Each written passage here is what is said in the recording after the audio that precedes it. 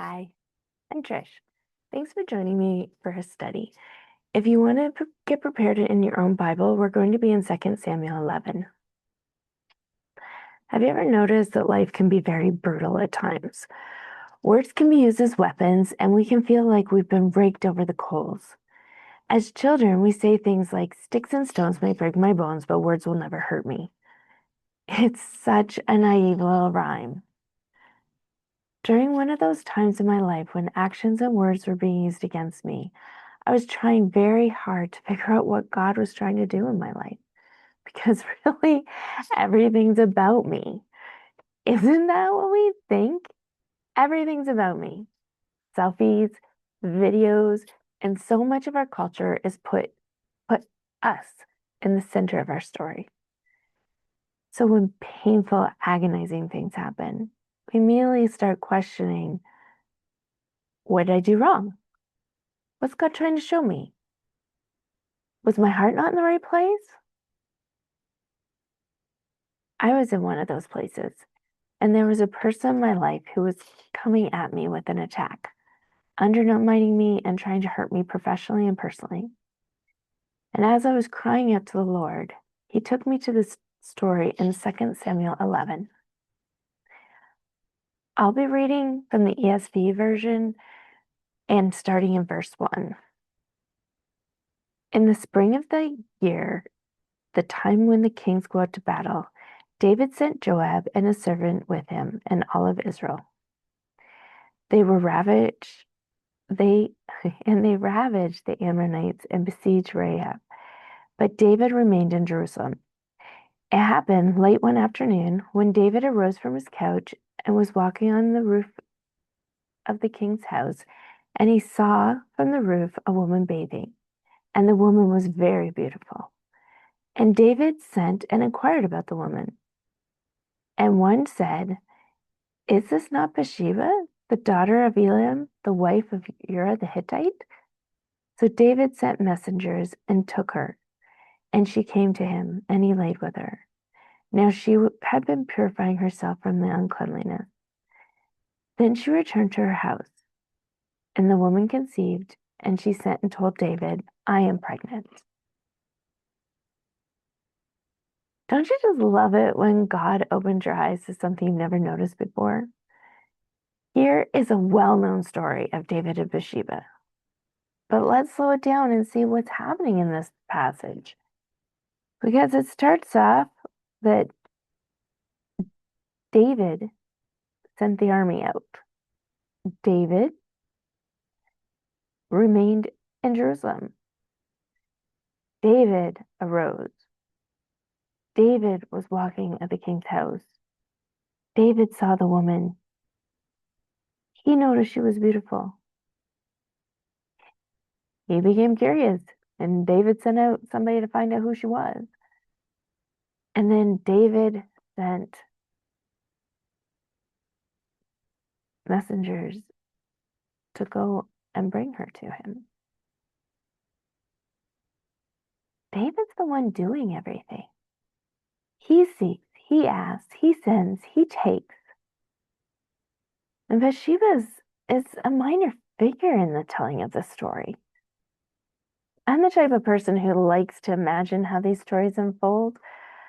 I've tried to imagine what it was like to be Bathsheba in this story, but when it comes down to it, the passage does not tell us what she thought when the people arrived at her door.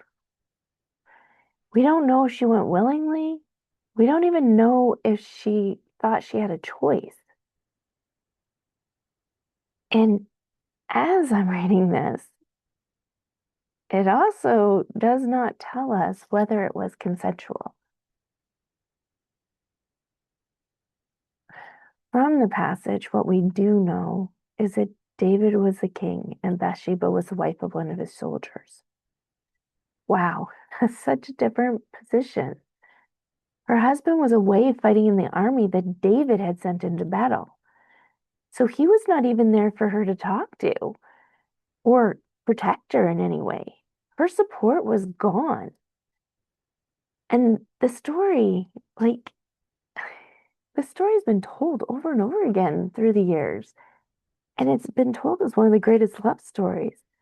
But this was not a meeting between two people who had equal power. Imagine emissaries from the king showing up at your door saying that the king had sent for you. I'm not sure what I would assume in that moment, but I definitely would not think I could say no. The Bible does not paint a picture of what Bathsheba was thinking or what action she took, but it also does not present Bathsheba as the person driving this story. David made the decision and took action, while Bathsheba was left living with the consequences. She became pregnant and sent word to David. Her message was simply, I am pregnant. The story immediately returns to David and what he is going to do about it. He brings Uriah home from the battle and manipulates the situation to try and make it appear that the baby belongs to Bathsheba's husband. When Uriah acts honorably and will not disrespect his fellow soldiers by having a night of pleasure while they're out fighting, David sends him back into battle, carrying the instructions that will lead to his own death. David wanted Bathsheba, and then David wanted to skirt his responsibilities and protect himself from the consequences. By the time he was finished, Bathsheba was pregnant, her husband was dead, and her life had been completely changed. Yet if Bathsheba was trying to understand everything by what had happened by making herself the center of the story, she could have asked all the same questions we asked. What is God punishing me for? Has she, has she done something wrong? Was God trying to teach me something? Where is God in this? Did he abandon me? But what happened was not the result of Bathsheba making terrible choices. There was a David in her life whose heart needed to be dealt with, and she was living in the fallout. Sometimes that is what's happening in our lives too. Someone else lies, betrays us, misuses their authority, acts selfishly, or refuses to deal with what is wrong with their own heart. And their choices affect our lives. And then we start searching ourselves for the reason it happened. We assume there must be something wrong with us or that God must be trying to tell something about our side. Sometimes it's not all about us. Sometimes another person has made choices that God needs to address in them. And we've been caught up in the circumstances that hurt us and change our lives completely. This is not an excuse to shirk our responsibilities. We need to turn to Jesus and ask him to guide us and show us whether there are parts of our situation that do belong to us. When there are, we need to be honest about them. We also need to stop being egotistical and place ourselves at the center of every story. Everything doesn't belong to us. If someone else chooses sin, taking the blame onto ourselves does not make us humble. It only prevents us from seeing the situation clearly. Let's return to the story and see what happens next. In the next chapter, here comes what God's doing. God sends Nathan to confront David. Like, let's pause there.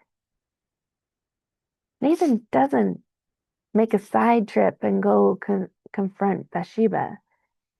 He doesn't tell her she should have behaved differently or that she needed to learn something from what happened. He confronts David because David is the one who sinned. God knows who did what. He's not confused. He knows which person made the choice and which person was left living with them, even when we're confused about it ourselves. The story doesn't end there. When our lives get turned upside down because of someone else's actions, we often believe that's the end. But let's track Bathsheba, because the death of a child often feels like the end. But her story does not end with what David did to her. After the death of a child, David confronts her, and she later gives birth to Solomon, and Solomon becomes king, which makes Bathsheba the mother of the king. We see her again in 1 Kings, no longer mentioned in passing, but entering the king's presence and having influence within the royal court. Then Matthew 1:6 shows us that her story becomes part of the genealogy of Jesus. The passage says David was the father of Solomon, whose mother had been Uriah's wife. She may have been a minor figure in David's story, but she's not a minor figure in God's story. God did not forget her. That does not make what happened to her right. It does not mean that losing her husband and her child no longer mattered. It means that God did not forget her or cast her aside. He's still working. And what David did affected her life, but David did not determine the full story of her life. Perhaps you are living in the fallout of someone else's decisions right now.